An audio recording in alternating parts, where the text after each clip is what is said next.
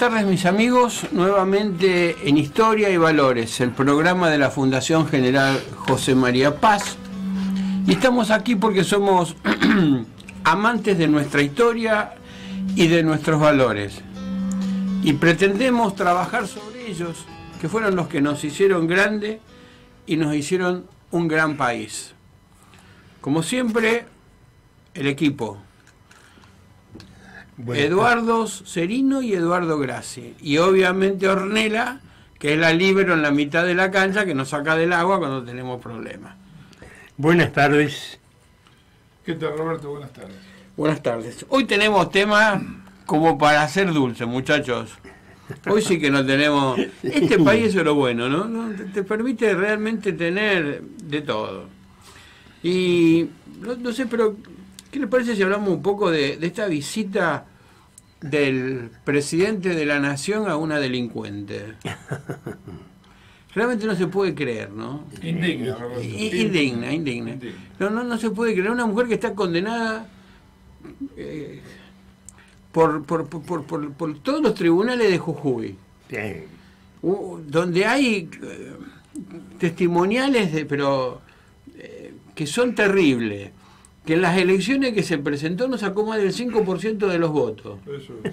Y sin embargo el presidente planta una reunión del ministerio con los problemas que tenemos de inflación, de educación, de desocupación.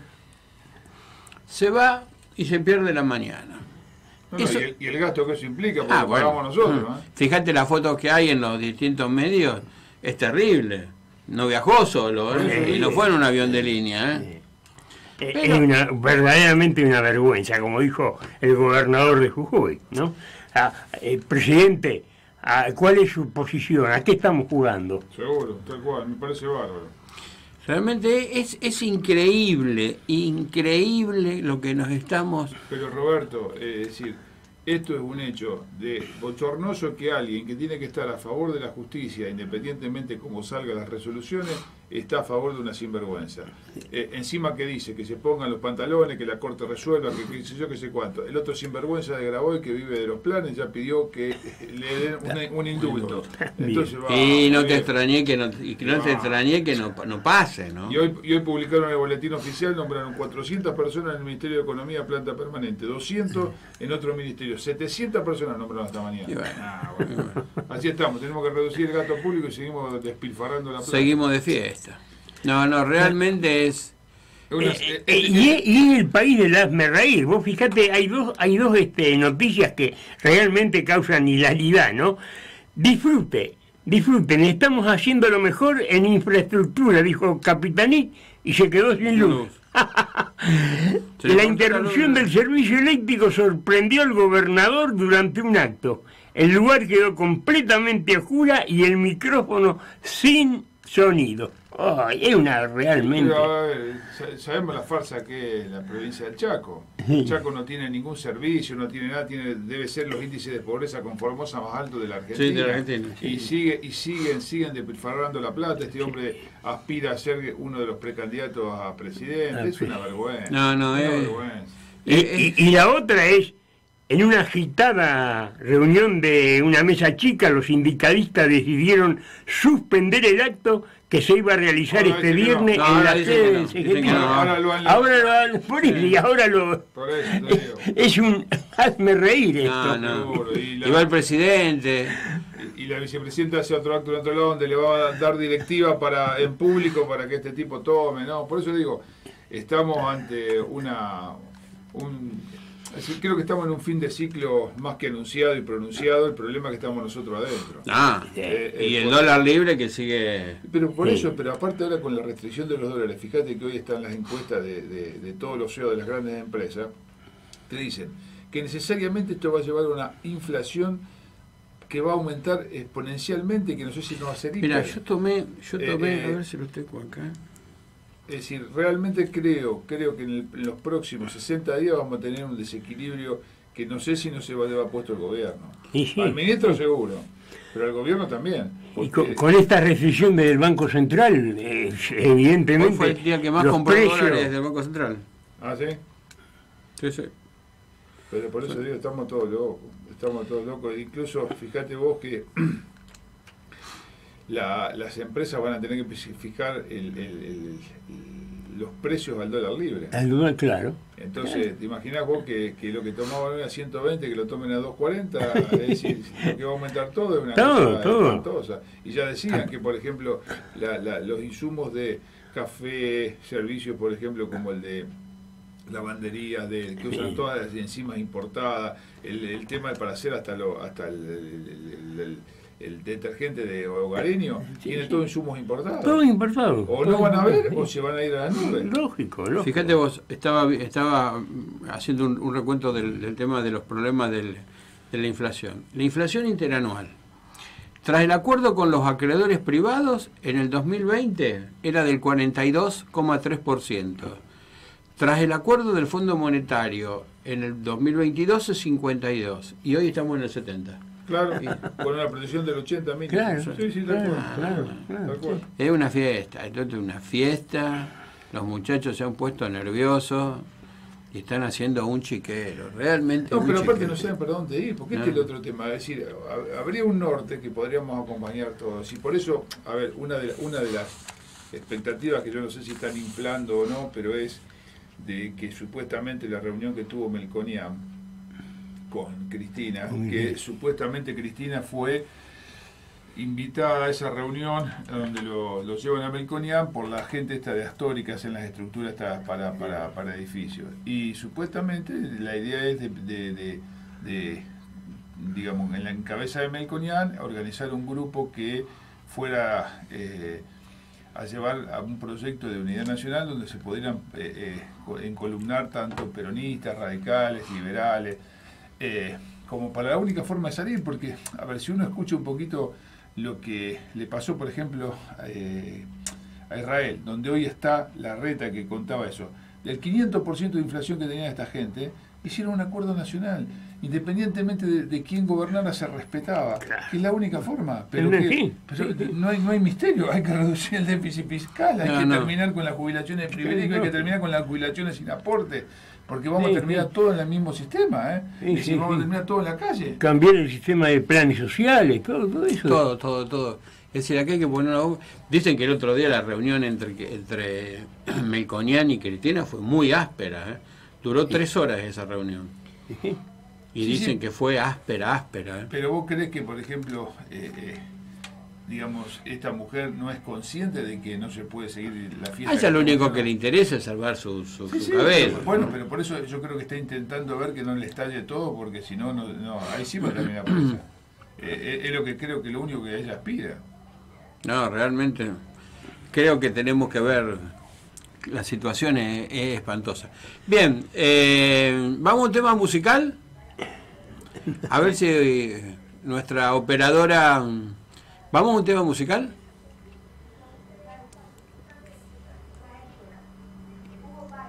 Bueno, entonces vamos con Hugo.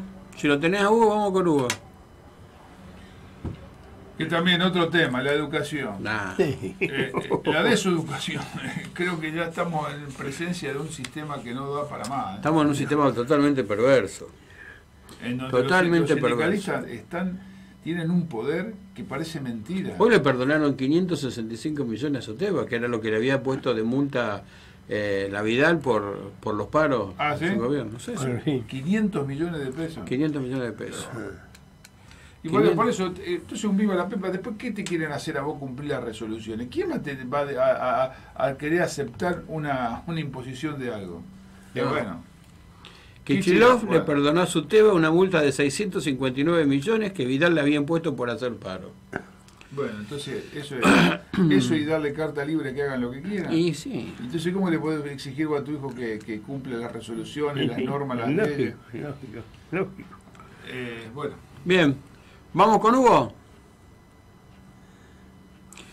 Buenas tardes. Buenas tardes, Hugo, ¿cómo estás? Buenas tardes, ¿qué tal? Acá, escuchándolos a ustedes, y digo, no, yo quiero hablar algo que un poco refleje la posibilidad de calma y tranquilidad en el sistema educativo, ¿no? Hace unos días estaba en grupo así, comunicándome, y salió el tema de qué profesor, qué docente necesita este tiempo que ya lo hemos descrito de distintas maneras, ¿no? Los profesores en general también sentimos miedo a equivocarnos también, y sobre todo en este tiempo donde somos objeto de mirada, de evaluación, de críticas por parte de la sociedad. Lo he dicho en otro momento, también el docente se ha hecho cargo de que así lo vea todo el mundo, ¿no? Antes de la pandemia por el COVID-19, experimentamos un ambiente relativamente sencillo, que podríamos decir, en lo que era ser educador. La gente criticaba precisamente los paros, criticaba como ustedes estaban hablando allí, pero en verdad no se ocupaba de profundizar en qué era lo difícil o qué era lo que estaba más con mayores dificultades. Yo creo que la virtualidad que se instaló cambió totalmente la interacción entre los estudiantes y los docentes, con los docentes y los docentes con los docentes también. Para algunos estudiantes el salón de clase es el único lugar seguro donde se sienten escuchados, se sienten vistos, diría una amiga mía, colega, ¿no? Apapachados, contenidos. Encontramos hoy día que cada estudiante es un universo distinto, que está enfrentando situaciones familiares y económicas complejas, que cada día más hay mayor complejidad. Pero sabemos, y en eso es que quiero un poco ubicar, como he dicho en oportunidades anteriores, ¿no? ¿Qué docente requiere este tiempo nuevo? Un autor chileno, Manrique, dice que no es un tiempo de cambio, sino un cambio de epocal. Y yo creo que ha llegado esa etapa del cambio de época, donde las situaciones familiares y económicas complejizan la relación del aula y complejizan la presencialidad del estudiante. Ya no es la pandemia, pero además, un tema que también he señalado en algunas oportunidades con ustedes, es la preocupación por lo emocional. El tema de la salud mental antes no se abordaba con frecuencia. Se sabe que muchos docentes gestionaban la discapacidad porque tenían problemas mentales, muchas veces dibujados. Hoy día hay una situación real, tanto en docentes como en los estudiantes, que nos ha dejado el recuerdo del COVID, toda esta situación de salud mental conflictiva. Pero lo que no podemos perder de vista como educadores es que somos agentes de cambio y que como tal debemos disponer en el aula de 5 a 10 minutos para escuchar cada día a nuestros estudiantes. Yo sigo sosteniendo que el tema de la escucha está bastante ausente en las aulas. Y esto no lo digo solamente porque uno ve lo que pasa en las aulas, escucho a los adolescentes y escucho lo que les está pasando, y que el docente además muchas veces no es acompañado ni tiene el apoyo de los padres. Yo dije en alguna oportunidad, el docente se la buscó también con algunas conductas y comportamientos, con la salida de la calle, con los paros, con las retenciones de servicio, se la buscó también. Pero como decía con el amigo que tuvimos la semana pasada, y a lo mejor hay que dibujar con claridad qué es eso de la dignidad laboral para el docente. Porque todos pegamos, pero a la hora de la dignificación del trabajo docente, hay que saber qué es lo que debe aportar el educador y qué es lo que debe aportar la sociedad. si por ejemplo tomamos una clase completa para escuchar a los alumnos, y voy a decir una palabra que se aplica de la pedagogía, jugar con ellos, jugar en el buen sentido, aunque no lo digamos así, los chicos, los adolescentes sobre todo, y los niños, lo van a agradecer. Y nosotros mismos vamos a desconectarnos un poco de la lucha cotidiana del día a día y vamos a empezar a encontrar otro tipo de caminos para dialogar con los estudiantes y llevarlo hacia aquello que queremos presentarle como novedoso, como nuevo, como bueno, como bello, de acuerdo a cada disciplina. Y no solamente es poner el eje en algo que yo he insistido, que vino para quedarse, con todo el aporte, el soporte tecnológico, con las redes sociales, con la interacción, con esos medios, pero también usando esa interacción con los estudiantes. El otro día una maestra me dijo, los chicos saben más que yo, pero que ellos tienen más acceso que yo a una computadora o en el propio teléfono. Obviamente, los chicos tienen mayor tiempo y hay que saberlo utilizar. Yo me acuerdo de una oportunidad que Karina Cabo, que es una pedagoga rosarina, dijo cómo utilizaba el Twitter en el aula para llamarle la atención, sin que se dieran cuenta que le estaba llamando la atención, a aquellos estudiantes que en el aula estaban con el celular como quien está con los jueguitos. Eso me habla de la inteligencia de un docente para enfocar de otra manera lo que necesita en el hacer educativo.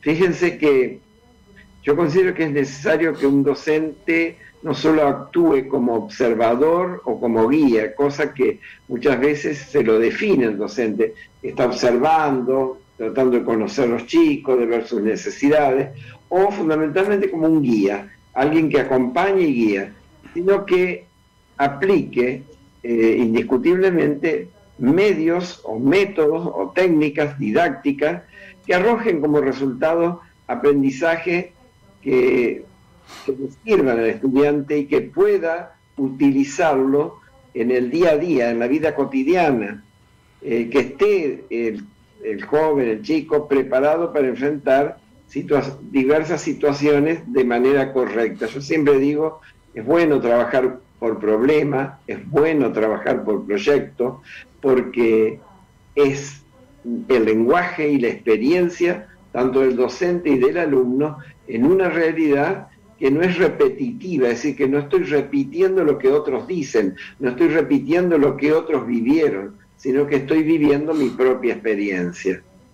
Todo eso contribuye sin lugar a duda a la salud mental, tanto del docente como del grupo de estudiantes. Y la salud mental, que anticipé hace unos minutos, es tarea de todos, tanto personas a cargo de los estudiantes, y en esto incluyo padres, madres, abuelos, tutores, como de los profesores y de los directivos. A veces no se involucran. Hoy me comentaba cómo están procediendo, es decir, estrategias innovadoras, ¿no? Cómo están procediendo en una escuela con chicos que se comportan mal, que tienen comportamientos no deseables en un establecimiento escolar. Entonces, ¿qué hacen? En vez de sancionarlos, castigarlos, echarlos un poco más a la calle de lo que ya están en la calle, llaman a los padres y los sientan en el aula de sus hijos para que vean el comportamiento dentro de la escuela. Obviamente empiezan a cambiar, hay resistencia de los padres, porque no siempre los padres están dispuestos a acompañar al educador, ni están dispuestos a involucrarse en la tarea educativa. La crítica que se hace siempre al sistema y a los docentes es muy fuerte, es muy dura. El tema, Roberto, vos sos docente, sabés que hay que ponerse en los zapatos del otro. Ese ponerse en los zapatos del otro es fomentar la integración en torno de educar y formar, tanto los docentes, los padres y los estudiantes. Yo veo que hay, incluso irónicamente, los dibujos que se colocan en algunas revistas, es un padre yendo a pegarle al docente. Ni hablar de aquellos que no es que van a pegarle, sino que además van a vender la droga, la merca, como le dicen, en las puertas de las escuelas. Hacer una mirada social de lo que nos está pasando en el sistema educativo nos lleva a profundizar la búsqueda de cómo integrar al docente y a los educadores. Y en ese sentido, yo a veces recurro a una mirada que presenta distintos tipos de docentes, cómo actúan. Por ejemplo, aquel que actúa como búho o alondra, es decir, que simplemente ejerce al inicio de la clase, pregunta a cada uno algo y además te lleva a querer estar visualizando, controlando, siempre en una actitud del búho, es decir, que está tratando de saber qué está haciendo su estudiante. Pero también hay quienes juegan a los favores dentro del aula, que no son siempre buena cosa, ¿no? Otros que intentan hacer una interpretación de lo que está pasando entre su grupo de estudiantes en el aula, y es lo que diría una pedagoga, un dibujo a ciega de la realidad del aula. Y eso no es bueno. Por allí hay que pensar en ser más extravertido que introvertido en la relación pedagógica. Es decir, que no se trate solamente de pedirle a los chicos que ellos se abran. El primero que tiene que abrir puertas es el educador.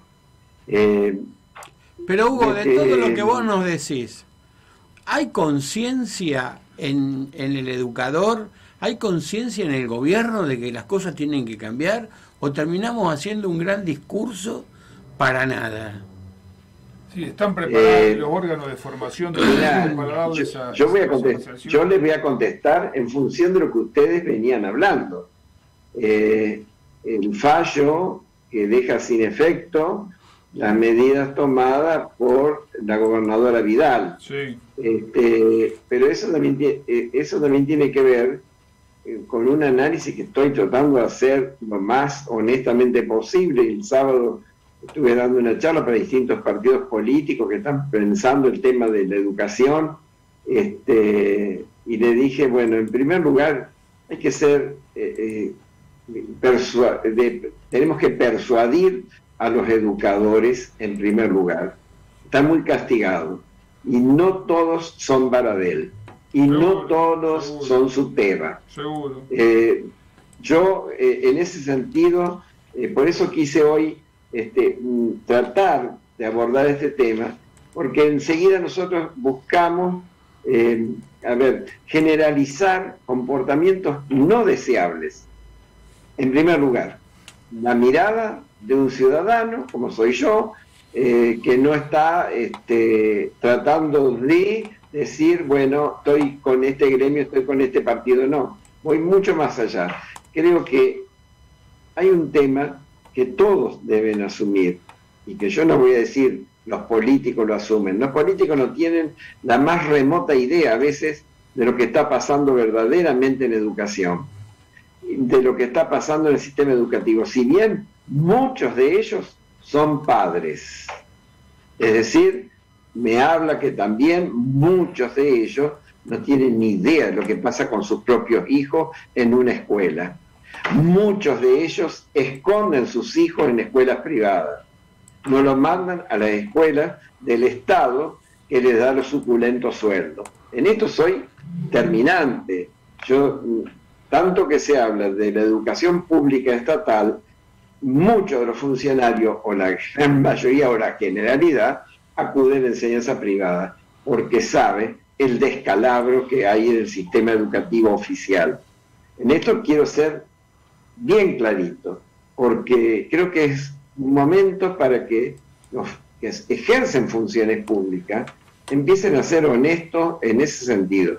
Yo tengo amigos que están muy metidos en la cuestión política, y yo les digo, perfecto, yo creo que la educación no solamente, porque me dicen, vos no estás de acuerdo con la enseñanza privada, he trabajado 40 y pico de años en una universidad privada, no es un tema que esté de acuerdo o no de acuerdo, para mí todo es servicio, toda educación es servicio, y debe alcanzar a todos, pero no puede ser que algunos tengan más beneficios que otros, por un lado. Por el otro lado, también decir que no podemos estar sosteniendo un sistema educativo que es inviable. Pero, ¿qué pasa? Muchos de quienes están en educación no bajan al terreno, no se embarran en el camino que se embarra el docente. Esta es una realidad, esto es lo fuerte. Yo no es que hoy quiero hacer la defensa total del educador, no, quiero presentar la realidad de los educadores. No todos son Baradel, no todos son malas personas, no todos son generadores de conflicto. No, cuando vos me preguntás si el gobierno, que el gobierno es el primer ausente, como son muchos padres los primeros ausentes en saber qué pasa con sus hijos. Yo en esto no quiero ser una persona, digamos, que esté aceptando que todo es igual. No, no todo es igual. Yo he sido un rector de un colegio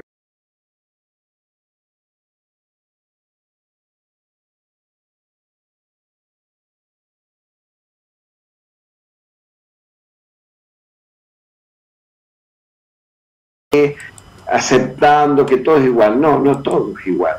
Yo he sido un rector de un colegio. Hola, hola, hola. Lo perdimos. Lo perdimos. Hugo. Bueno, yo comparto totalmente. Lo que dice. Lo que pasa es que yo creo que es exactamente, la mayoría de los docentes son realmente buenas personas, la mayoría de los docentes quieren enseñar, la mayoría de los docentes ama la profesión, pero me parece que también a lo mejor hay un problema de formación del docente. Sí, creo que, es decir, los cursos... 82% son jóvenes, Hugo, me dice, y jóvenes que están por la droga.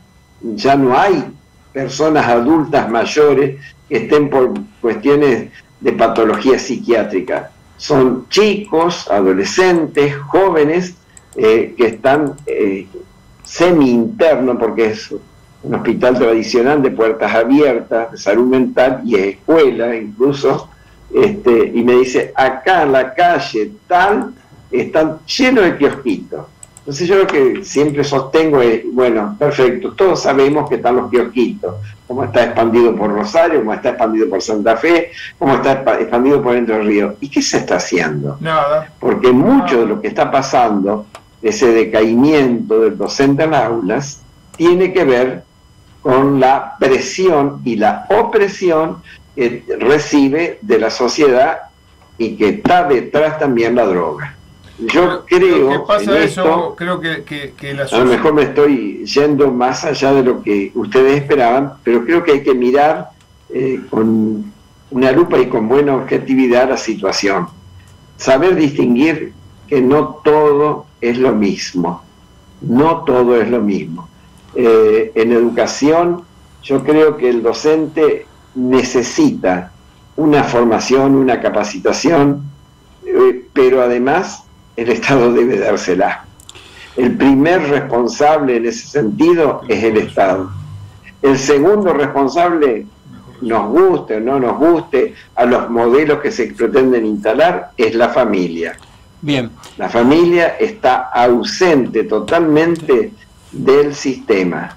Y cuando entra, a veces va con violencia y con agresión. Volver al encuentro y el diálogo de directivos, educadores y padres. Ese, para mí, es un gran desafío. El mejor y tienen que descubrirlo los educadores como tienen que descubrirlo los padres. Yo lo aporto como una mirada de una salida a una situación que a todos nos duele. A mí me duele ver el estado de los adolescentes, de los jóvenes, pero me duele también ver el estado de las escuelas. Hugo. Se habla de extender el tiempo horario de las clases y no se han evaluado las situaciones edilicias de los establecimientos. Hugo, tenemos que... Realmente, en una provincia, leí hoy, que tiene unos 4.000 establecimientos educativos, va a ser como una gran medida política la extensión horaria de 184 establecimientos. Hugo, tenemos que cortar. En zonas rurales. Me parece, lo seguimos la semana que viene, ¿te parece? 8, 10, 12. No he escuchado. Claro, el espacio está, porque además ya no hay casi población en las zonas rurales. Así es como están los bolsones de pobreza en los cinturones de las grandes ciudades. Así es como aparecen estos barrios hechos de lonas, de chapas. Hugo, tenemos que cortar, tenemos un problema de comunicación. Creo que el mejor resumen, lo tenemos en la frase final que dio, que es decir, que todo debemos aportar para que la sociedad cambie, y para que se empiece a darle a la educación la prioridad que merecemos. Justamente ahora se realiza el 6º Congreso Internacional de Educación en Tucumán. Espero que todo esto que él ha tratado se trate en ese congreso. Culminamos esto. Y vamos le ponemos un halo de piedad a la educación, escuchamos un tema musical y seguimos. Sí.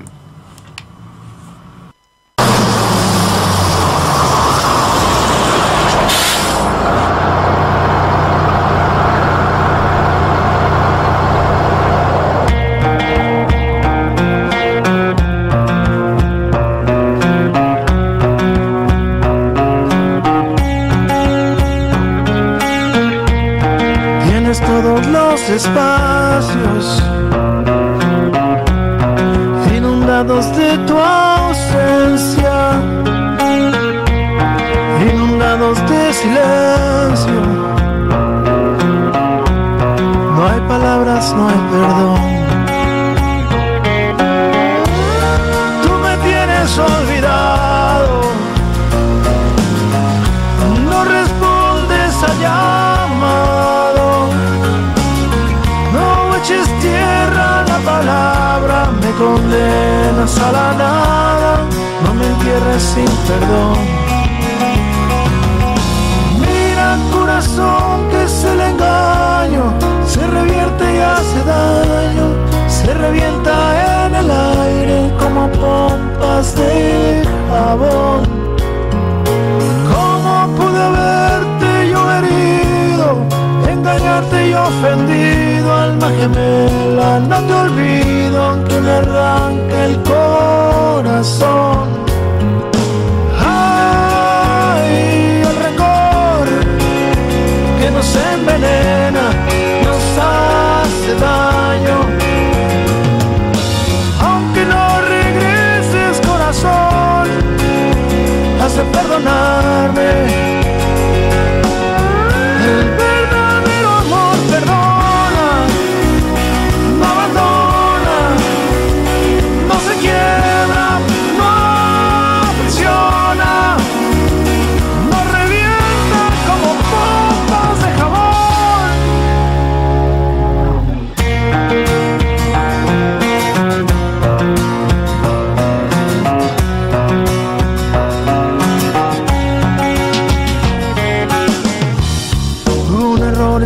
Humano,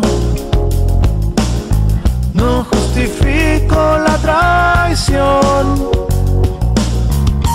Los amantes verdaderos se comprenden, se aman y se olvidan del rencor. La noche empieza a amotinarse de sueños rotos y el dolor.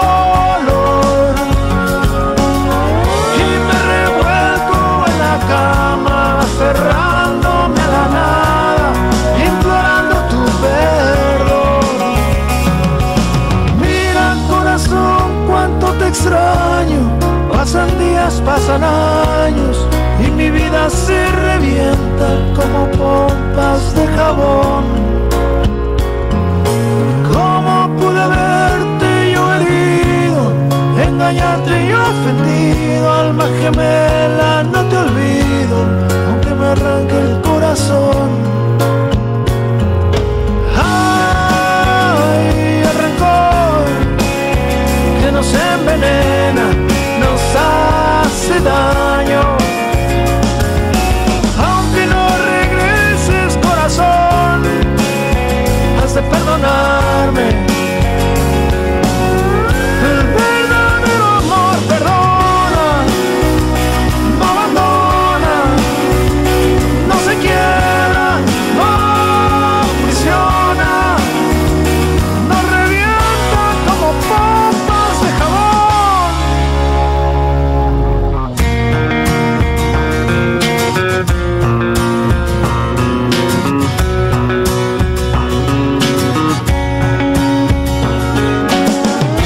Verdadero amor perdona,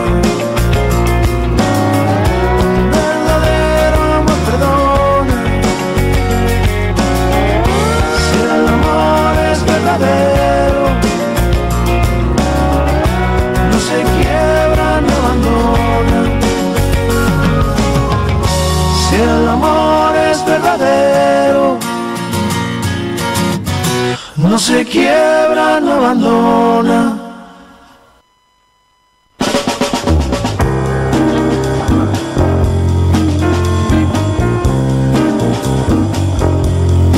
Seguí a Radio Rosario Clásica en Instagram, Facebook y Twitter y entérate de las últimas novedades.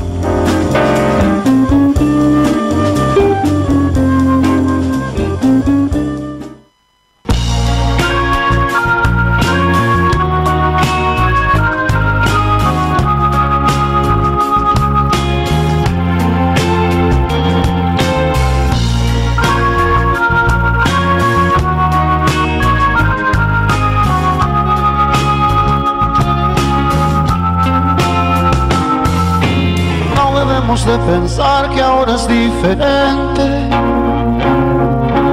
Mil momentos como este quedan en mi mente. No se piensa en el verano cuando cae la nieve. Deja que pase un momento y volveremos a querernos. Jamás la lógica del mundo nos ha dirigido, y el futuro tan incierto nos ha preocupado. Una vez los dos pensamos hay que separarse, más deshicimos las maletas antes de emprender el viaje. Tú no podrás faltarme cuando falte todo a mi alrededor. Tú, aire que respiro en aquel paisaje donde vivo yo. Tú no podrás la fuerza que se necesita para no marcharse. Tú me das amor, me das amor.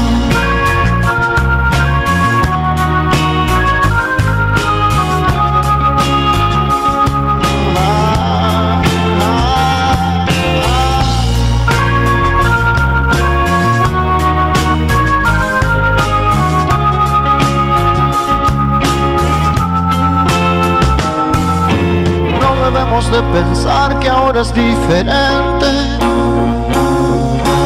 Mil momentos como este quedan en mi mente. No se piensa en el verano cuando cae la nieve. Deja que pase un momento y volveremos a querernos. Jamás la lógica del mundo nos ha dirigido, y el futuro tan incierto nos ha preocupado. Una vez los dos pensamos hay que separarse, más deshicimos las maletas antes de emprender el viaje. Tú no podrás faltar cuando falte todo a mi alrededor. Tú, aire que respiro en aquel paisaje donde vivo yo. Tú me das la fuerza que se necesita para no marcharse. Tú me das amor, me das amor.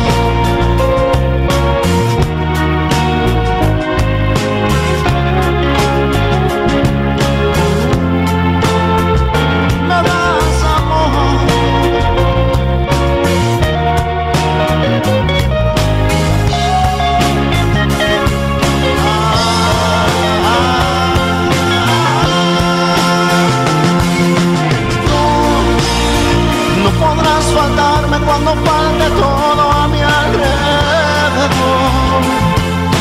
Tú, aire que respiro en aquel paisaje donde vivo yo.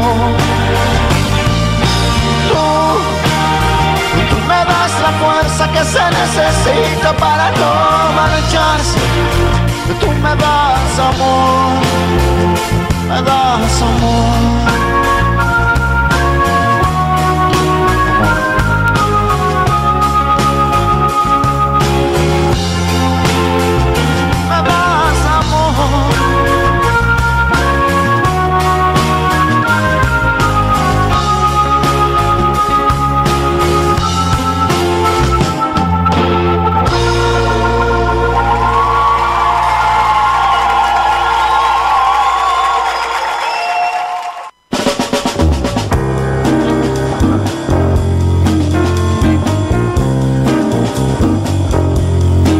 Seguí a Radio Rosario Clásica en Instagram, Facebook y Twitter y entérate de las últimas novedades.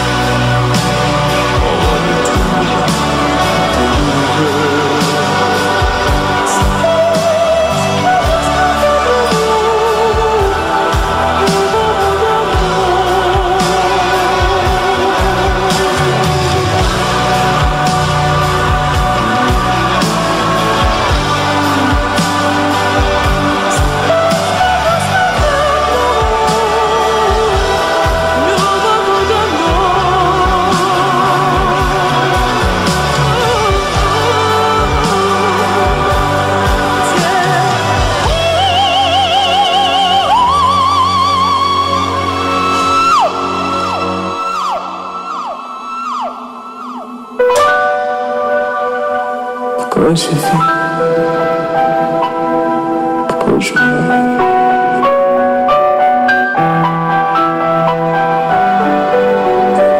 Pourquoi j'ai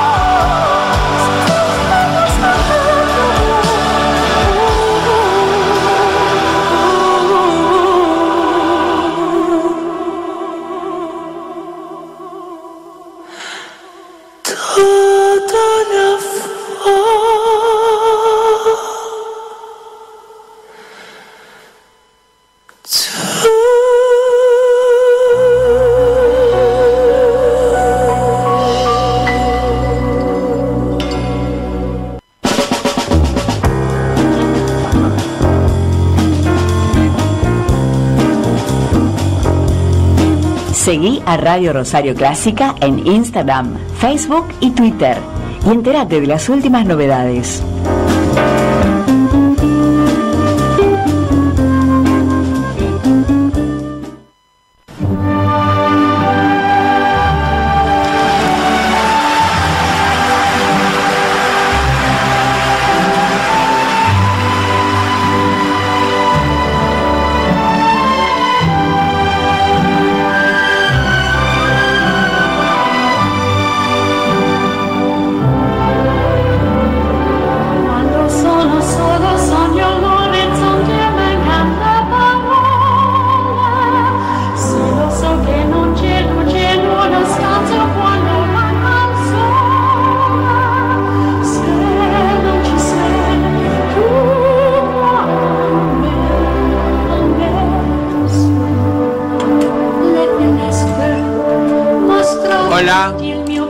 Bueno, estamos ahora con nuestro especialista en vinos, Hernán Curros Calore. ¿Qué decís, Hernán? Buenas tardes, acá de Rosario Clásica, Historia y Valores. ¿Cómo estás?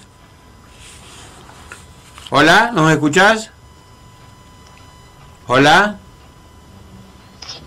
Hernán. Hola, hola. Hola, Hernán. ¿No sale? Bueno, mientras tanto, restablecemos la comunicación con Hernán. Hola. ¿Y nosotros? Estamos al aire. ¿Estamos al aire? Perfecto.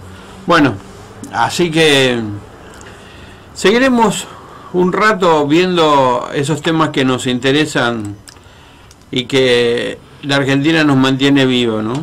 No, porque vos, digamos, retomando un poco lo que veníamos conversando sobre la actualidad cotidiana de esta situación política, social y económica que nos toca vivir, vemos que no solo nos indigna la actitud del presidente, no solo en lo local, sino en lo internacional. Fuimos a hacer otro papelón al G7, hablando mal de todo el mundo, reuniéndonos, tratando temas que incluso no estaban previstos en las pautas que se habían fijado, por ejemplo, con el Premier de Inglaterra, con Johnson. Ustedes, creo que todo el mundo ha leído los comentarios no solo de la prensa inglesa, sino también del canciller nuestro, que ha sido otra vergüenza más de gente impresentable que nos está gobernando, porque realmente esto es, creo que todos los días nos sorprenden con las atrocidades que hacen. A ver, vamos camino a un precipicio y en vez de colocar los frenos, metemos el acelerador. El acelerador, exactamente.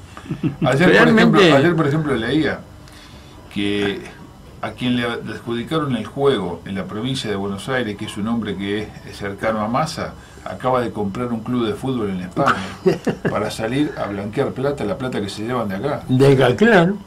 Es decir, lavado de dinero, ¿no? ¿Te das cuenta? Entonces vos te das cuenta que estamos, todos los días nos enteramos de una nueva situación que nos lleva a pensar que nosotros no tenemos salida.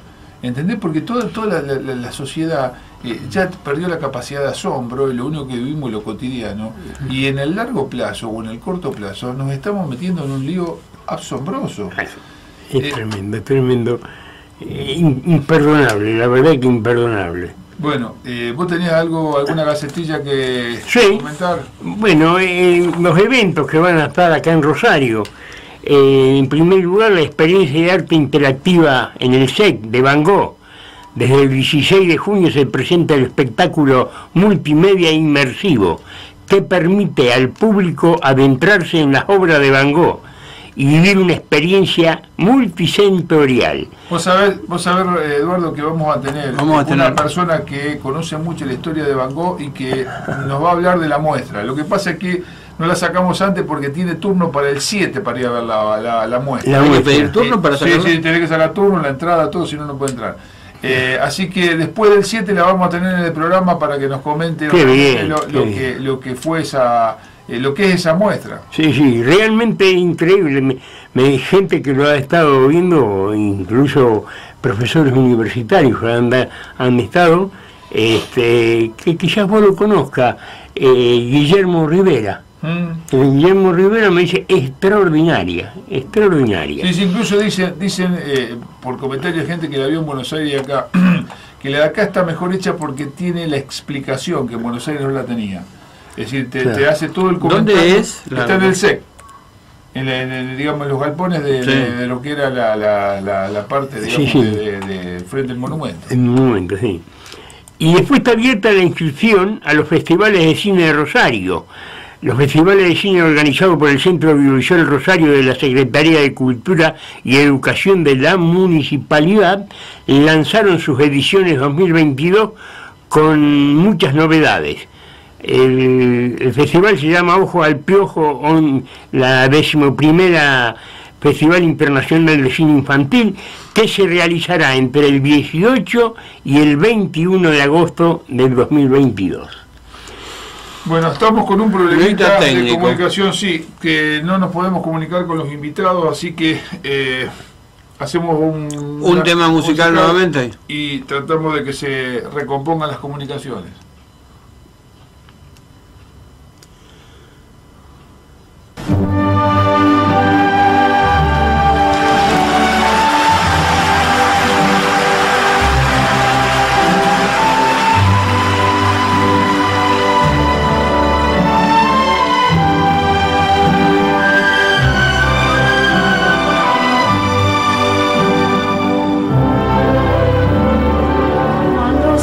Solo sogno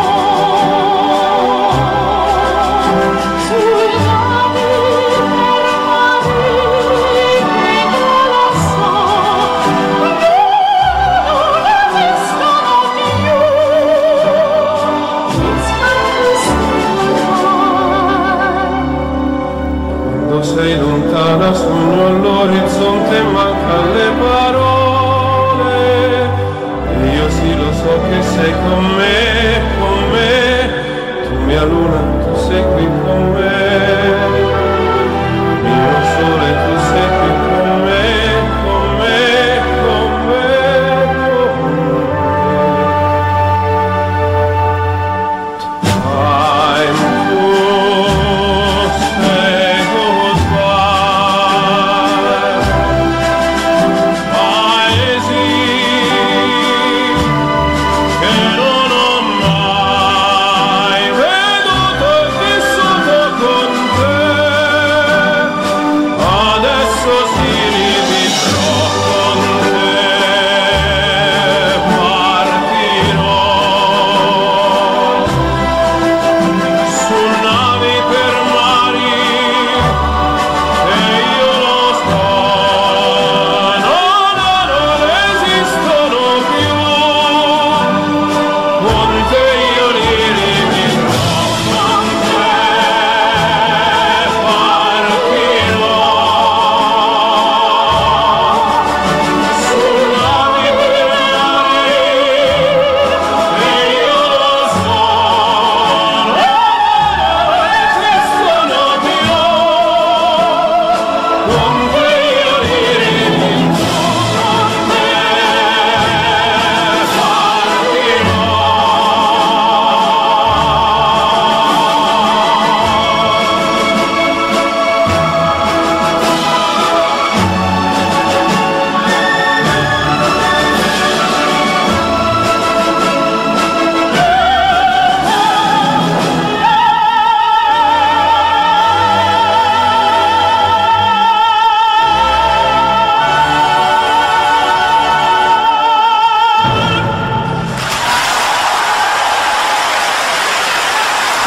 Seguimos en Historia y Valores, el programa de la Fundación General José María Paz, y ahora estamos comunicados con Adolfo Storni, nuestro especialista en historia, que hoy va a hablar de alguien de la generación del 80, siempre esperando su sorpresa.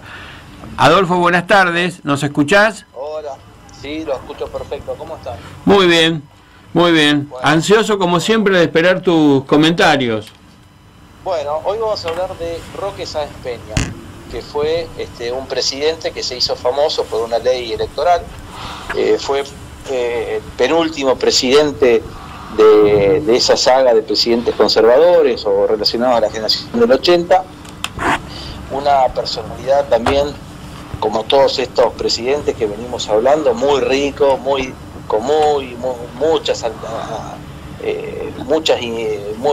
activo y con actividades muy diversas. Roque Sáenz Peña nace en 1851, en los últimos días del rosismo, muere también bastante joven, a los 63 años, de familia rosista y católica. Su padre era Luis Sáenz Peña, que fue presidente en 1892. Una persona que tenía la rara vocación de haber sido médico y abogado. Y su madre, Cipriana Laíte, también hija de un juez, bueno, ambos familia rosista, ¿no? Y ambos abuelos miembros de la legislatura rosista. Tiene su educación en escuelas privadas al principio. En una de las escuelas su preceptor es Leandro Alem, con el cual él va a tener una relación de muchos años. En el primer colegio público que asiste, el Colegio de Catedral al Norte, un colegio que todavía existe, una escuela primaria que está en la calle Reconquista y Corrientes. Ahí lo visita un día Sarmiento, y Roque Sáenz Peña, que era un joven adolescente, compañero le pregunta: ¿quién es este? Y Roque Sáenz Peña dice: el loco de Sarmiento, y Sarmiento lo escucha. Entonces hay una anécdota famosa que dice: cuando ustedes sean hombres van a escuchar hablar mucho de este loco. Bueno, después estudia en el Colegio Nacional de Buenos Aires. Ahí es compañero de Miguel Canet, el autor de Juvenilia. Posiblemente Roque Sáenz Peña sea uno de los personajes de Juvenilia, porque era el compañero y amigo entrañable de Miguel Canet. Estando en el colegio secundario, estalla la guerra del Paraguay, y con 14 años se presenta como voluntario pero es rechazado por ser, digamos, menor de 15, solo aceptaban a personas, hombres o niños o adolescentes a partir de 15 años, pero bueno, se formó el Colegio Nacional de Buenos Aires, se forma un batallón que se llama el Batallón Belgrano, que combatió en la Guerra del Paraguay. En la revolución de 1874, esa revolución que hacen los mitristas contra la elección de Avellaneda, él colabora se alista en las Guardias Nacionales. En esa época las provincias tenían sus propios ejércitos, se llamaban Guardias Nacionales, y el Estado Nacional tenía lo que se llama el Ejército de Línea. Después eso en la época de Roca se suprime. La cuestión es que con 23 años es elegido y es nombrado capitán de Guardias Nacionales, y bueno, luego de las batallas donde él participa, le dan el despacho de teniente coronel. Al año siguiente se gradúa de abogado, pero no toma la profesión en forma inmediata, porque ya en el año siguiente se inicia en la política, está en la juventud alcinista, como casi todos los jóvenes de la ciudad de Buenos Aires, y la gran mayoría de la juventud seguía a Adolfo Alsina. En 1866 es electo legislador en la legislatura de la provincia de Buenos Aires. Al año siguiente es nombrado presidente con solo 25 años, y en esa época también su padre era el vicegobernador de Buenos Aires y presidente del Senado provincial. La cuestión es que al año siguiente, en 1878, hay un conflicto donde él pide una sanción a un legislador. La legislatura vota en contra de la sanción, y él,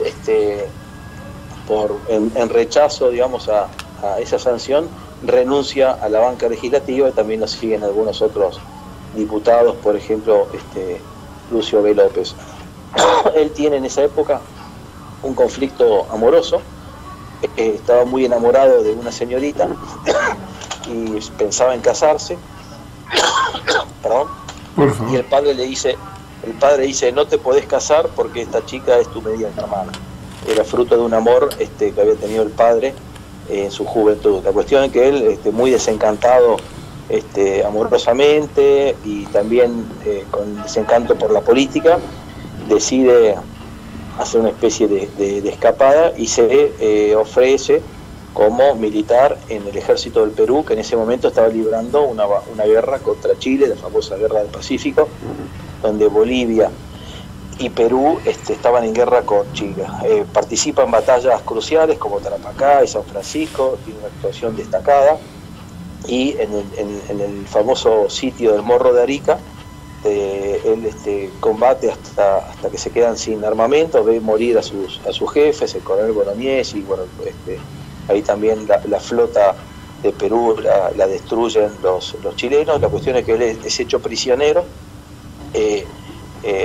Días antes de la batalla había viajado hasta ahí Miguel Cané, que era su amigo, había viajado para disuadirlo de que ya basta, ya había salvado su honor con su brillante actuación en las batallas de Tarapacá y San Francisco, pero él igual no le hace caso, decide ir a la batalla, una batalla muy desigual, era un tercio, los peruanos eran un tercio de las tropas chilenas. Bueno, la cuestión es que pierden esa batalla, es hecho prisionero y lo mandan a Chile.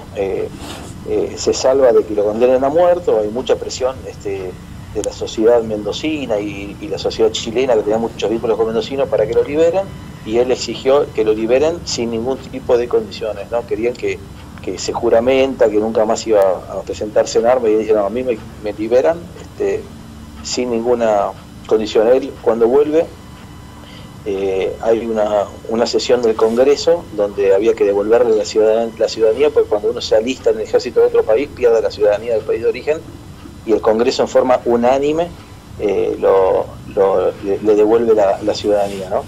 En 1880 asume Roca como presidente, y al poco tiempo lo nombra subsecretario de Relaciones Exteriores. El ministro era Bernardo Irigoyen, que había sido compañero de estudio de su padre, y Bernardo Irigoyen, que era un tipo muy estudioso, muy meticuloso, muy prolijo, muy calculador, de todos estos bríos que tenía y este romanticismo y esas pasiones, lo doma bastante, ¿no? Y aprende mucho todas cuestiones de la diplomacia, y empieza a estudiar Derecho Internacional Público, ¿no? Que es algo que él después se destaca a nivel internacional. Está poco tiempo como subsecretario de Relaciones Exteriores, luego lo nombra director del Registro de la Propiedad. En ese tiempo tiene tiempo, digamos, para fundar el diario Sudamérica, que ya hemos hablado la semana pasada, junto a Carlos Pellegrini, Paul Grusac, Lucio López, Delfín Gallo. Tiene un diario que tuvo muchos años activo, y llega a el recambio de gobierno, llega el gobierno, la presidencia de Juárez Selman. Juárez Selman lo nombra embajador en Uruguay. Estando en Uruguay, preside el Congreso Sudamericano de Derecho Privado, que tiene una actuación destacada y digamos, empieza a ser famoso en los círculos internacionales. Al año siguiente se celebra en Washington la primera conferencia panamericana, donde él junto a Manuel Quintana y Ernesto Quesada son los representantes argentinos, y de alguna manera se hace conocido también a nivel internacional por el famoso dicho que dice, en contraposición de lo que era la doctrina Monroe, que decía América para los americanos, él acuñó la frase sea América para la humanidad, donde se pone de alguna manera en contra de lo que era un incipiente imperialismo norteamericano, y bueno, con ciertas medidas que era para dominar a los países más débiles. Estando en Washington, le ofrece Juárez Selman el Ministerio de Relaciones Exteriores, y vuelve, pero en poco tiempo estalla la revolución del 90, y él vuelve a su estudio jurídico y ejerce la profesión.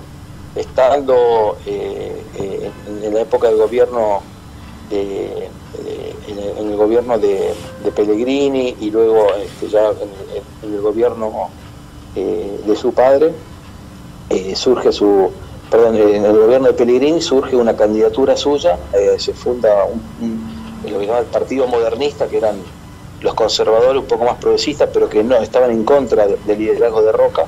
Él ya venía con diferencias importantes de Roca, porque lo veía como un régimen muy personalista, y él era mucho más idealista y creía más en las instituciones y las políticas, y bueno, Roca era un hombre que creía más en los hombres y en las acciones personales. La cuestión es que esa candidatura tiene bastante arraigo en la juventud, en la oposición, se perfila como posible ganador, y Roca inventa una jugada maestra que le ofrece la candidatura del presidente al padre, que en ese momento era ministro de la Corte Suprema, y era un tipo, si bien conocido, pero no era una figura de peso en la política.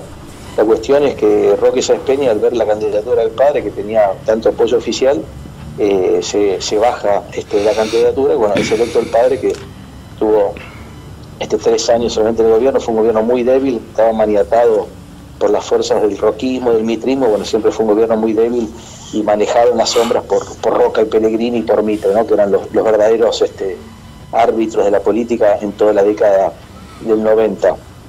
Se dedica en esos años a la profesión, al periodismo. Él tenía un estudio de abogacía con Carlos Pellegrini y con Federico Pinedo, el padre del que fue ministro de Economía, y sería el bisabuelo del político actual del mismo nombre. Y también se dedica a la administración de campos familiares que tenían en Bragado y en la provincia de Entre Ríos. En 1905 viaja a Perú, donde se le hace el homenaje al coronel Francisco Bolognesi, que había sido su padre, y él, ya el gobierno peruano le había dado el cargo de general de brigada, y hace comanda el desfile triunfal por Lima, ¿no? En 1906 es electo diputado nacional por una coalición de los autonomistas y los republicanos que estaba comandada por Carlos Pellegrini, y también es electo en esa elección Ernesto Tonquis, pero a poco tiempo renuncia porque el presidente Fidel Alcorta lo designa embajador en España, Portugal, Italia y Suiza. Ahí es representante del gobierno argentino en las bodas del rey Alfonso XIII. Luego, en 1907 se hace el Congreso de La Haya, donde se crea la Corte Permanente de Arbitraje. En esa convención, en esa conferencia, tal era el prestigio de Sáenz Peña, que es nombrado presidente de la conferencia, y ahí asisten como representantes argentinos, además de Roque Sáenz Peña, Luis María Drago, que fue también otro jurista y especialista en Derecho Internacional, creador de la doctrina Drago, y Carlos Rodríguez Larreta, un antepasado del actual jefe de gobierno de la Ciudad de Buenos Aires. En 1909 regresa al país para exponer lo que iba a ser su programa de gobierno, ya que era uno de los candidatos, y es uno de los presidentes que es electo estando en misión diplomática en el exterior, junto con Sarmiento, que es electo cuando era embajador en Estados Unidos, volviendo al país, era estando en Brasil, y el caso de Marcelo T. Alvear, que también es electo presidente estando como embajador en Francia. Vuelve a la Argentina y su parte de su plataforma era reformar la política. Él creía que toda la política que llevaban los conservadores y sobre todo el roquismo, él siempre fue dentro de las fuerzas conservadoras o lo que era el Partido Autonomista Nacional, siempre fue muy crítico y fue como un disidente y tuvo un enfrentamiento casi desde el inicio de la presidencia de Roca, siempre estuvo opuesto, y él primero hace la ley de enrolamiento militar y de padrón electoral, donde todos los electores tenían que estar registrados previamente. Ahí lo ayuda mucho un salteño que también era diplomático, se llamaba Indalecio Gómez, un personaje también de esa época, y en 1912 se sanciona la ley 8.871, también llamada Ley Sáenz Peña, que era una ley electoral donde establecía el voto secreto y obligatorio, y se establecía también la representación de la minoría, porque antes se elegían listas completas, que ganaba la elección se llevaba a todos los diputados, y acá se nombra la mayoría de la minoría, 2 tercios y 1 tercio, y bueno, y eso permite el ingreso.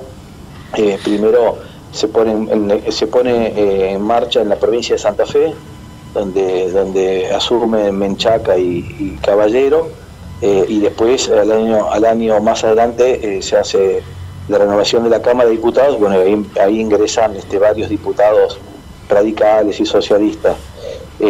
La cuestión es que Roque Sáenz Peña asume ya como presidente bastante enfermo. Él tenía problemas de salud relacionados a la enfermedad de sífilis que había contraído años anteriores, se supone que cuando estuvo en la Guerra del Pacífico, y en 1913 delega el mando, y al año siguiente fallece y termina su mandato Victorino de la Plaza, que fue el último presidente, digamos, de la generación del 80, o ligado a los conservadores o lo que fue el Partido Autonomista Nacional. Roque Sáenz Peña, hay lindas anécdotas, contamos la de Sarmiento. Después, bueno, con solo 14 años se ofrece como voluntario.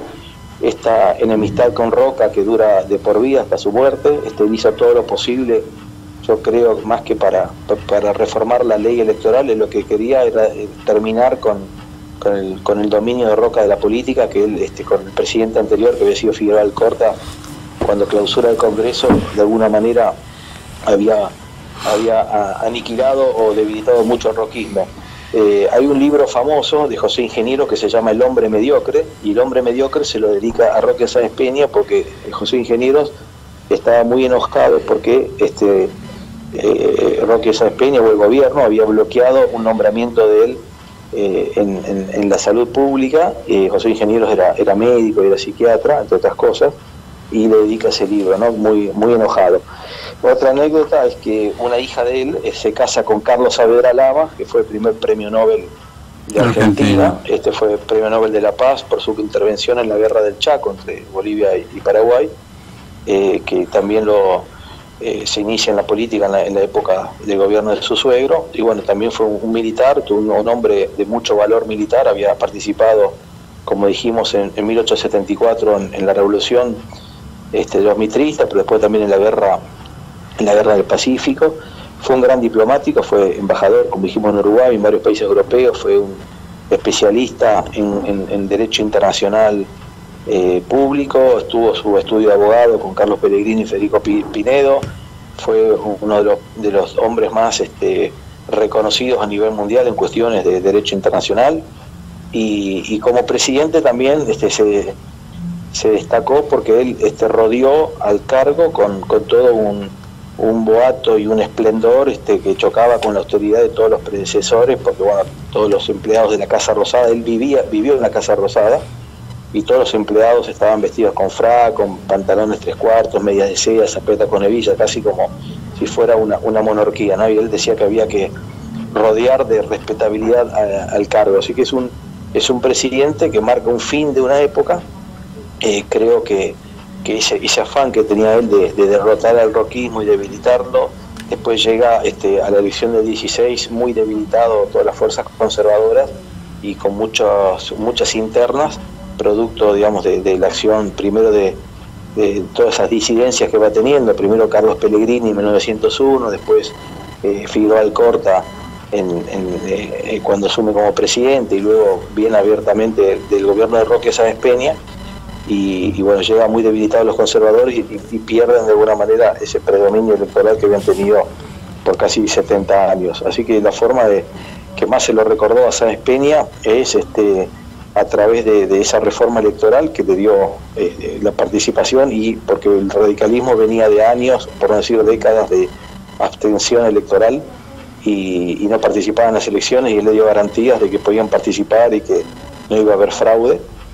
Y después también se hizo muy famoso como internacionalista, y por su participación en la guerra del Perú, la guerra del Pacífico, peleando para Perú, donde hoy en Perú es un personaje tal vez más conocido que en Argentina, ¿no? Es considerado un héroe de guerra, ¿no? Que cosa por ahí en Argentina no se lo tiene como militar, se lo tiene más como político, pero en Perú es un personaje muy conocido, tal vez más que en Argentina. Así que esa sería un poco la historia del amigo Roque Sáenz Peña. Adolfo, la primera experiencia de la ley Sáenz Peña fue en Santa Fe, ¿no?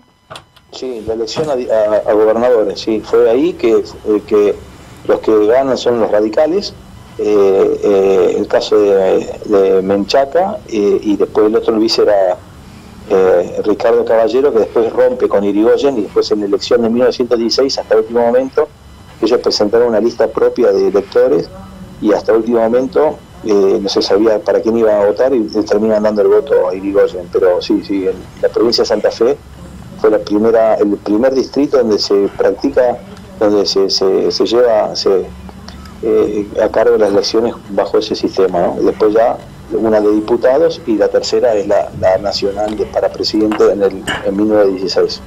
Aparte, hay otra anécdota. Él firmó el decreto para la creación del lema de la Escuela Militar de Aviación también. Es de esa época, sí, claro, de esa época. Y también él hace bastante por la explotación petrolera. Él dota de bastantes fondos porque se había descubierto un poquito antes en el gobierno anterior, pero él le da bastante.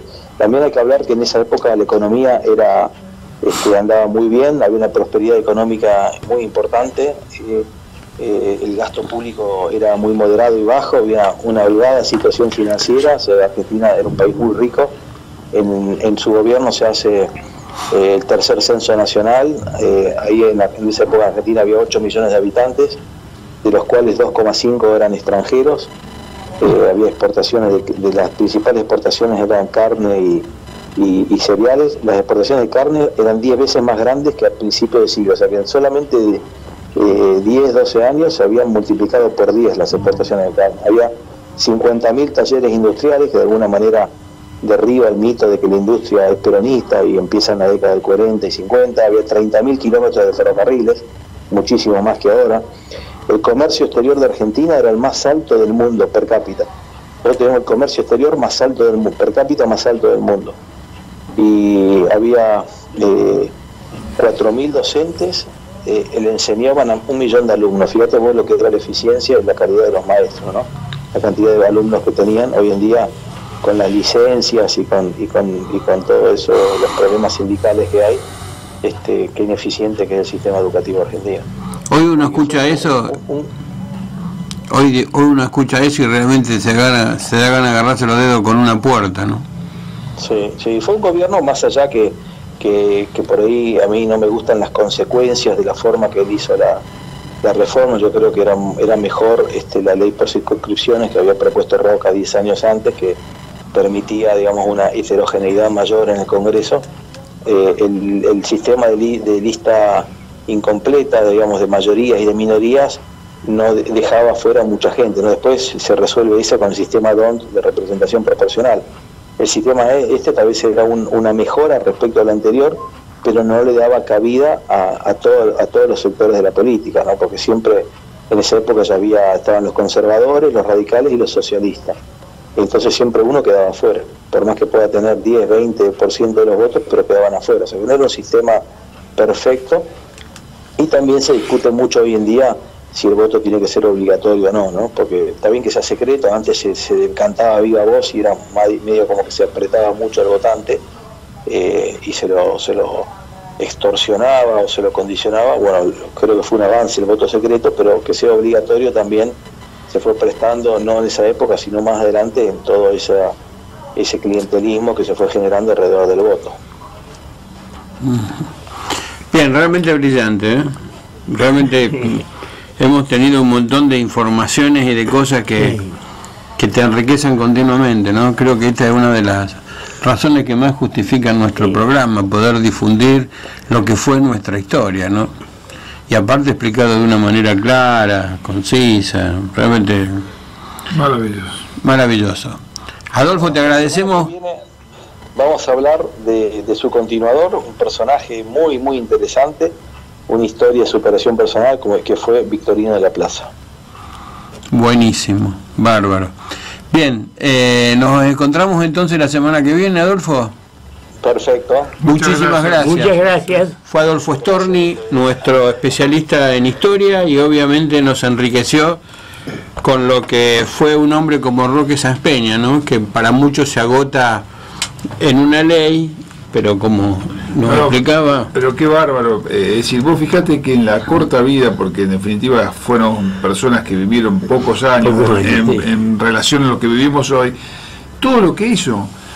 ministro, embajador, fue a la guerra, fue a Perú, y siempre haciendo cosas. Fíjate lo que dice, con 4.000 docentes se educaba la Argentina, a 1 millón de personas. Es decir, cosas que han sido trascendentes y personajes que evidentemente tenían un enriquecimiento moral e intelectual que hoy carecemos cada vez más. Estamos en el plano mundial en esa época. Sí, te das cuenta de lo que dijo el ingreso per cápita. Una cosa maravillosa. Bueno, Ornella, vamos a un tema y volvemos.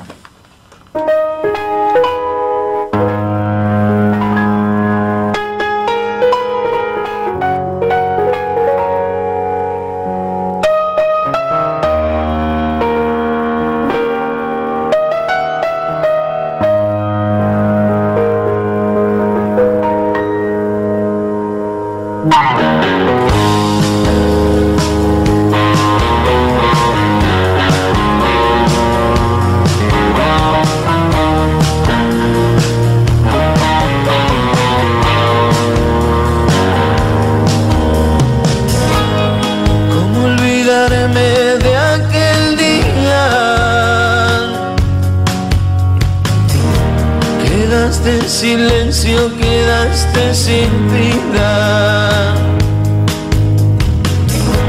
Un beso te di, no sé si lo sentiste. Una lágrima mía quedó en tu mejilla. Hablamos un rato antes que partieras. Dijiste te amo, como si no lo supiera.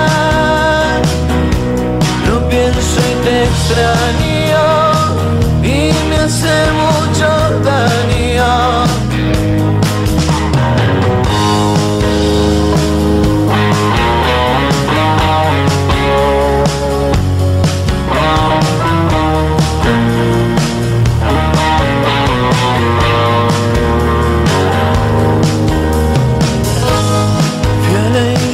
En busca de consuelo, Dios no estaba justo en ese momento. Sigo pensando que es una locura llevarte flores a un cementerio, y vuelvo corriendo de tu encuentro. Te busco en mis sueños y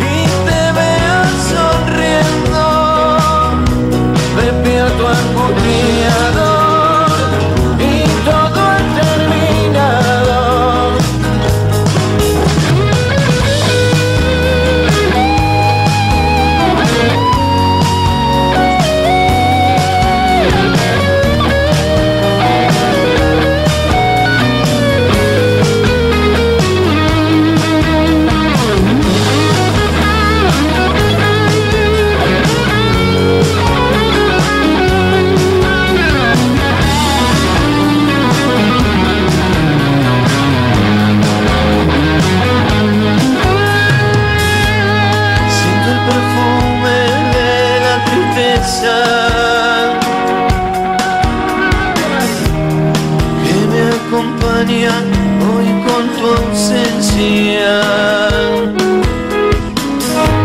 No puedo olvidarte, no voy a olvidarte. Te dije al oído que es una promesa. Hablamos un rato antes que partieras. Dijiste te amo, como si no lo supiera.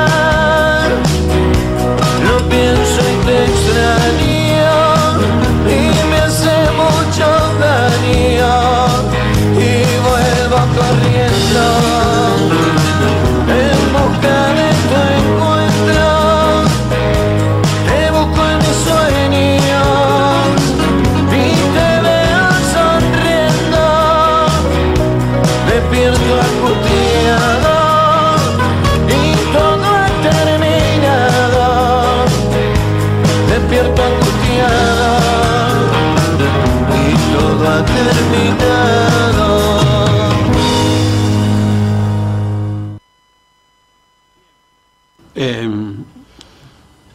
Vamos ahora a comunicarnos con nuestro especialista en educación, en economía, nuestro amigo Diego Poncio.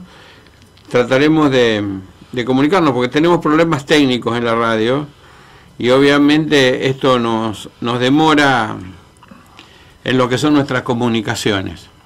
A ver si nos podemos comunicar con... Mientras tanto voy a intentar... ¿tenés algo más, Eduardo, Bueno, podríamos... Algo que me llamó la atención. La Inspección General de Justicia intimó al Jockey Club a respetar la diversidad de género y deberá aceptar socias mujeres. Ese tema lo quiero conversar después que hablemos con Diego, porque me pareció muy interesante.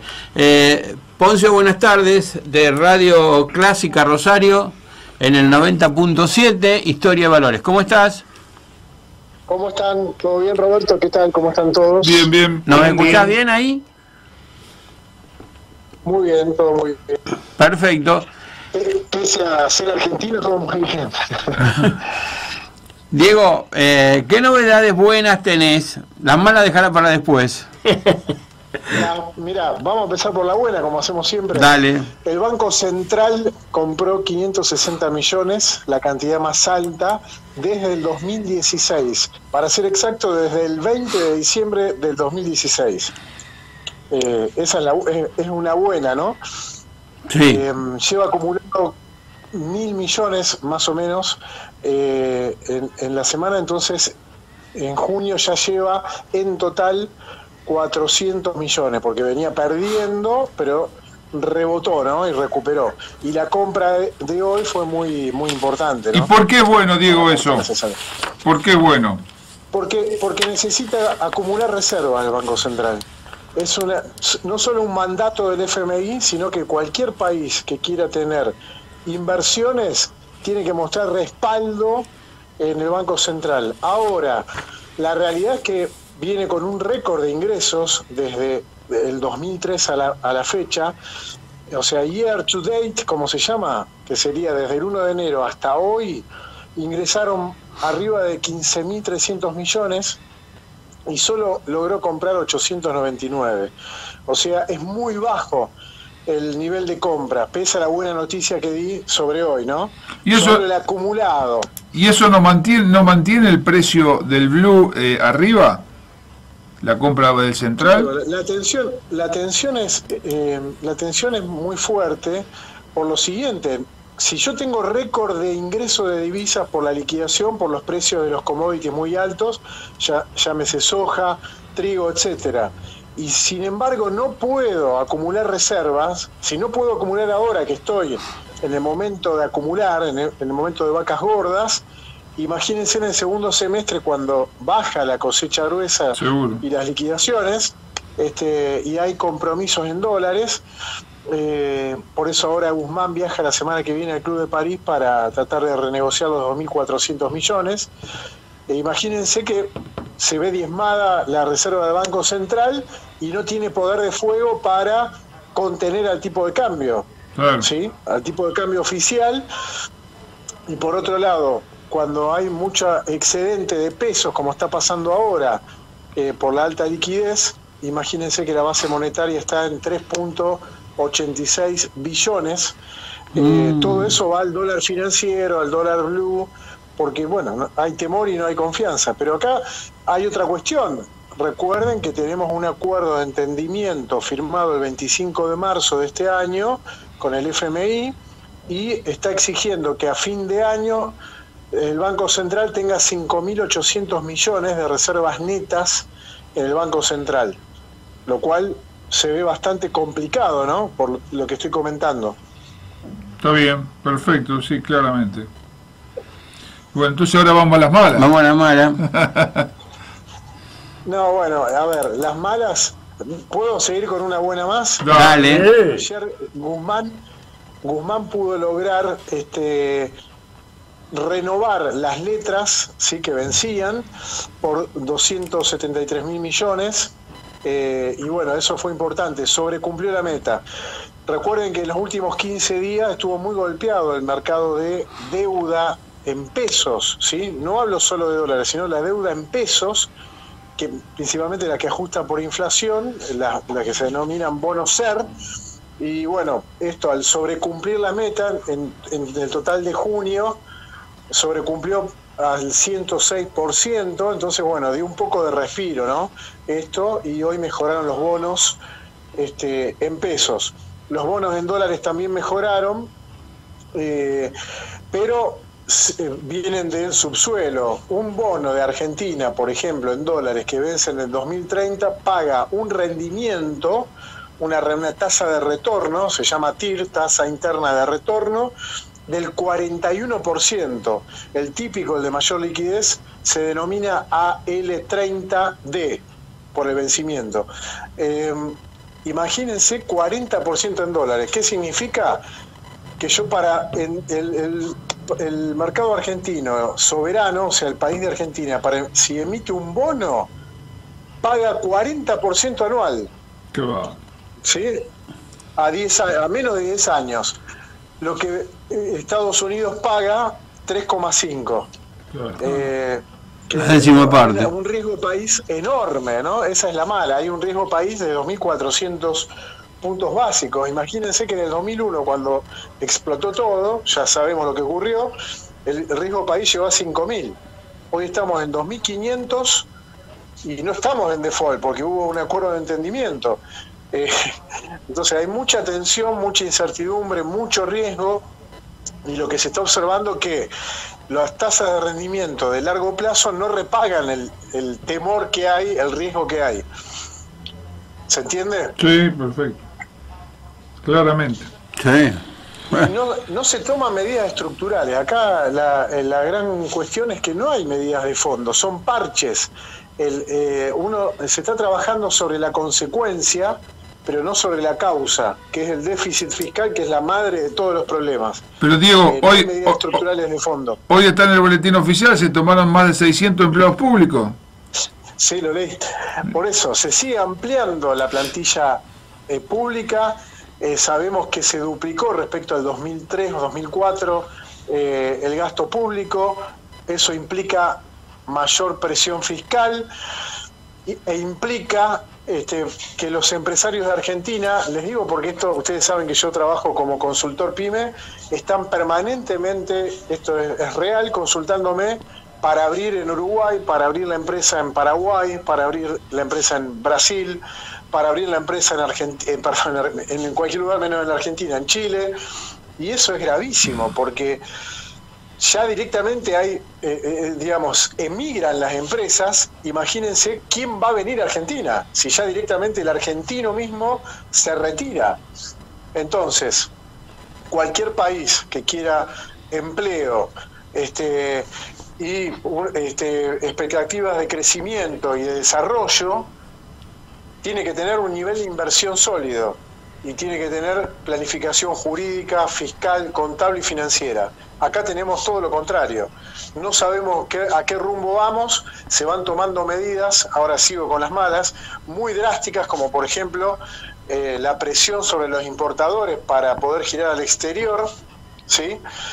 Y eso es un problema grave, porque eso va a frenar la actividad y va a expandir la inflación que ya está corriendo a niveles de 80% anual. Si yo hago un corte, ¿no? Hago un corte y la anualizo cómo está el nivel de inflación, está corriendo a 80% anual. Yo tomo medidas que presionan justamente la capacidad de poder girar al exterior, lo cual va a subir el tipo de cambio para importar. Entonces, todo genera un combo muy complejo: alta inflación, baja de la actividad, porque obviamente las industrias necesitan insumos, materia prima, y todas estas medidas que ha tomado el Banco Central el lunes, otra de las malas, generan mucha tensión. Algunas actividades se frenaron directamente, no pueden vender, no se sabe cuál va a ser el tipo de cambio, y eso impacta en los precios. Claramente va a subir la inflación seguro. ¿En cuánto terminamos la inflación en noviembre o diciembre, Diego? 73 aproximadamente, ¿no? 73% anual. O sea, si yo voy un año hacia atrás es 60, eso ya es un dato concreto. La estimación hoy es 73 al 31/12, del 1 de enero al 31/12. O sea, recuerden que para las normas internacionales de información financiera, a partir del 55% es hiperinflación. En el inconsciente colectivo nuestro es 5.000, ¿no? 5.000, 6.000 en la época del 89, pero para la realidad del mundo es 55. Fíjense la problemática impresionante que hay en Estados Unidos, porque está en 8,3. Claro. Nosotros hablamos alegremente de hablar entre 73 y 80, que es 10 veces más, y no nos despeinamos. Tenemos un vicio. Y vemos que no hacen nada para corregirlo, al contrario, le están echando más alcohol al fuego. Sí, es nafta, o sea, es un tiro en el pie. Las medidas que se toman, en cambio, son parches que agravan la problemática. Yo tengo muchos clientes importadores y les puedo asegurar que hace 2 días que no paro de estudiar, de hablar con bancos, de hablar con los empresarios, para ver qué solución encontramos a todas estas medidas. Tengan en cuenta que los cambios se producen cada 7/15 días. ¿Quién va a venir a invertir si me van a cambiar las reglas de juego cada 7-15 días? Es imposible. O sea, ¿cómo hago para estabilizar? En cambio de dedicarme a comprar, pagar, vender y cobrar y empezar de nuevo el ciclo, tengo que tener toda una ingeniería, una capacidad intelectual profesional para ver cómo sigo operando.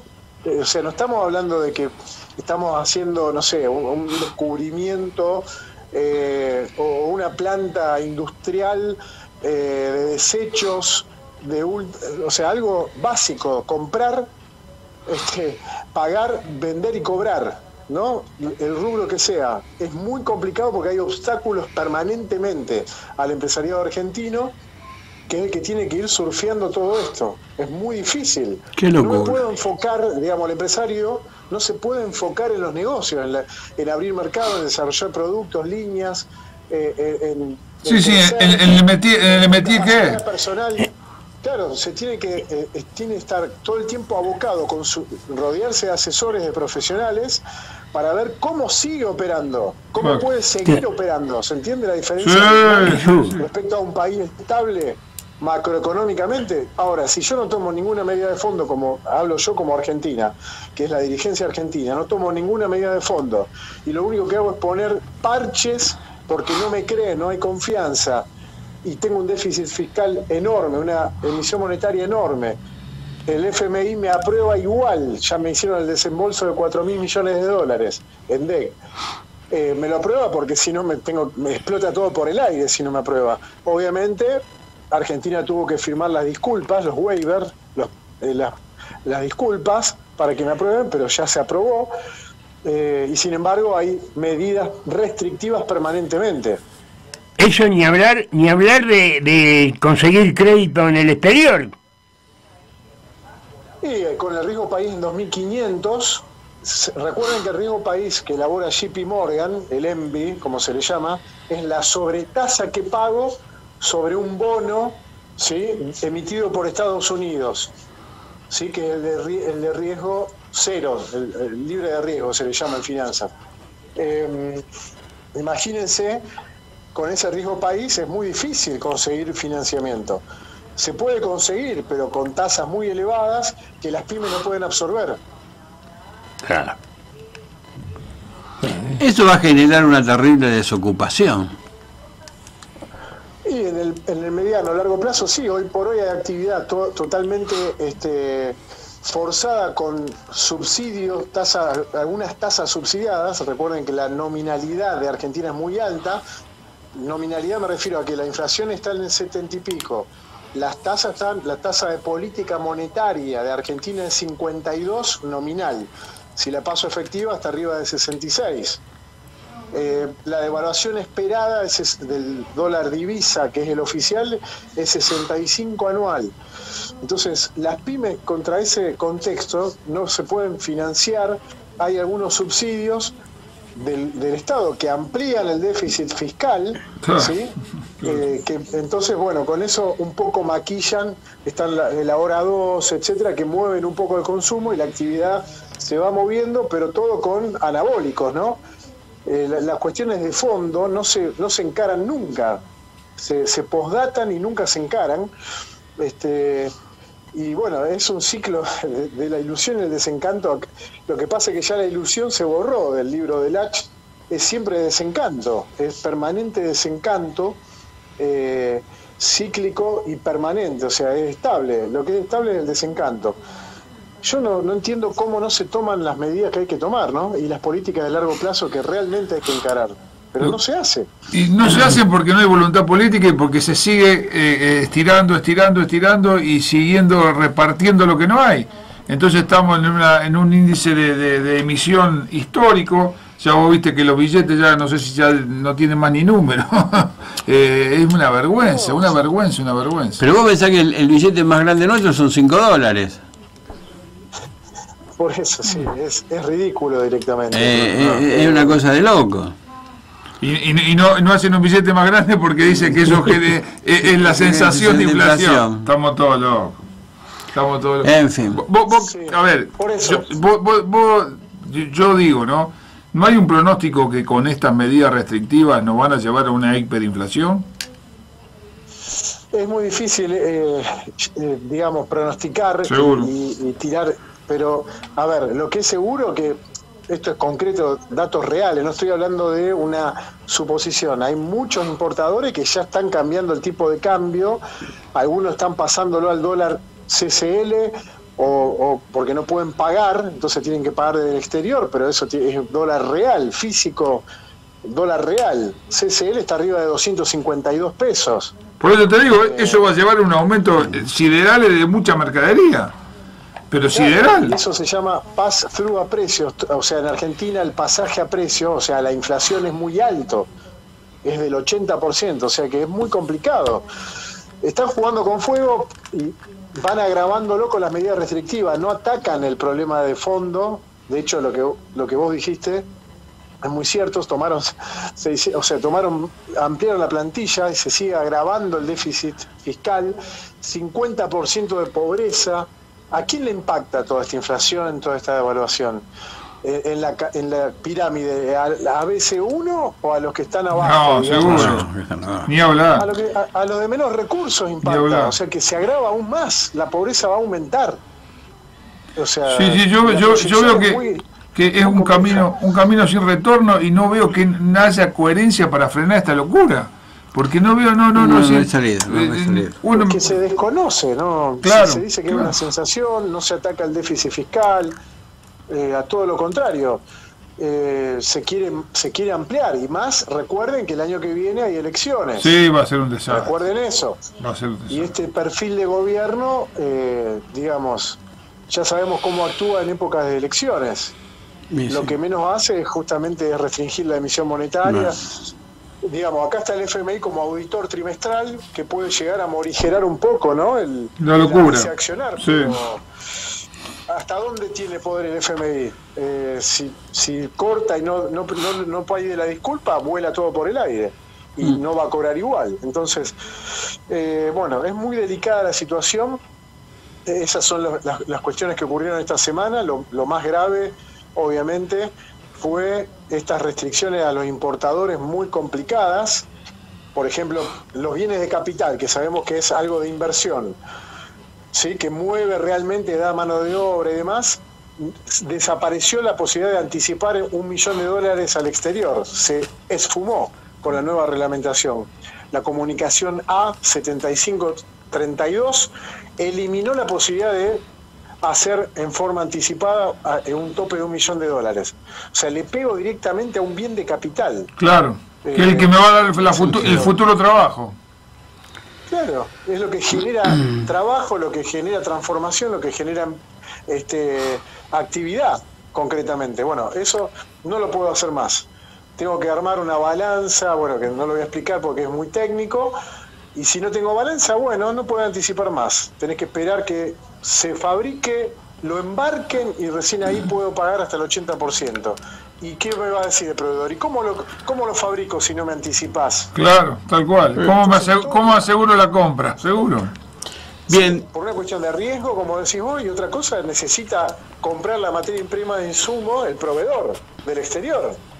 ¿Pide ese adelanto? No te lo puedo hacer. ¿Por qué? Mira, te mando la resolución 7532, la comunicación A, pero igual no se puede hacer. O sea, quizás muchas empresas tienen liquidez en pesos y lo que hace el Banco Central es decirle, quédese con esa liquidez en pesos, no la puede girar al exterior y haga lo que pueda. Eso le está diciendo. Y no puede traer más bienes de capital de esta manera. Por ejemplo, en China, nadie, muy raro que una empresa china embarque si no tiene todo pago. Bueno, eso desapareció. Conozco empresas que tenían unidades de negocios que giran al exterior, 30% para anticipar la producción y una vez antes de embarcar el 70%. Eso desapareció porque la norma no lo permite. Claro, completamente. Diego, tenemos que cortar por la hora. Muy bien. Te agradecemos y esperamos que te haga un tiempito para nosotros la semana que viene. Pues estaba esquivo este año. Está muy ocupado. Va a estar bravo, va a estar picante. Perdonen que sí, la semana pasada justo estaba haciendo una entrevista. Dale, nos vemos la semana que viene.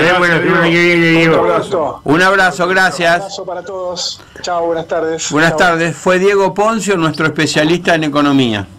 Che, y antes de cerrar, que se nos va el programa, lo que había dicho Eduardo respecto de la inspección de justicia que intimó al Jockey Club a abrir sus listas eso es una locura. A la integración del padrón femenino. Eso es una locura. Es la violación de la libertad. ¿Qué pasa si mañana la justicia dice, a ver, estamos hablando de la función privada. Si yo me meto en la libertad de la función privada y le digo, vos no podés tener este socio, vos tenés que tener esta clase de socio. ¿Pero por qué si yo hago la empresa y es mía? ¿Qué pasa si mañana la justicia dice, no, ahora los partidos de fútbol tienen que ser 7 varones y 4 mujeres? Eso no es discriminación, estamos todos locos. Lo que pasa es que ahí se ataca, me parece, la figura de cómo se formaron estas instituciones, sin importar el componente. Entonces, el Jockey Club es una sociedad formada en donde quien transmite la calidad de socio siempre fue el hombre. Ahora, hace un tiempo lo modificaron. Hace un tiempo se modificó en una asamblea del Jockey Club y las mujeres también pueden transmitirlo.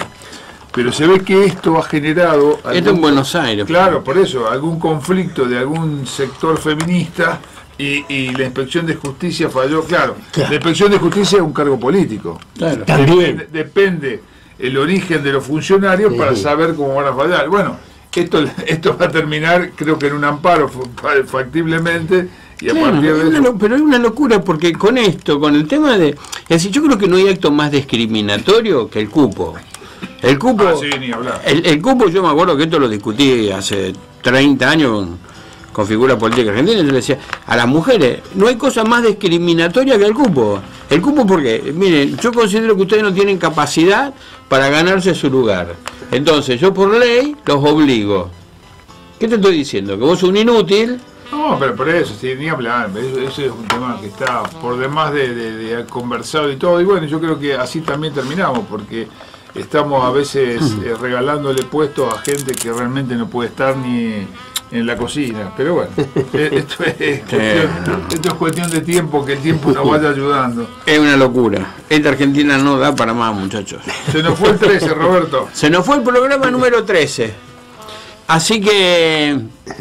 Nos vamos a despedir. Esto fue Historia y Valores, el programa de la Fundación General José María Paz, por la 90.7 Rosario Clásica. Hasta la semana que viene.